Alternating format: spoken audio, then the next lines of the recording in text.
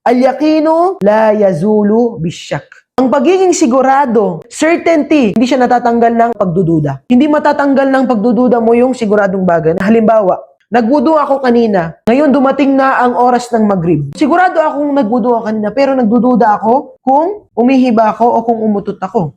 Ngayon, itong prinsipyo na ito, magagamit natin ito. Ito yung tunay na kaalaman. Paano natin magagamit? So, ang kasiguraduhan, hindi siya masisira, hindi siya matatanggal ng isang pagdududa. So, sigurado ako nagdududa ako kung nasira. Sabihin yung pagdududa ko yun, hindi niya sisirain yung sigurado, yung wudu ko. Ibig sabihin, tama pa rin yung wudu ko. Pwede pa rin ako magsala. At makukuha lang ng isang tao kapag inaral niya talaga ang tunay na kaalaman.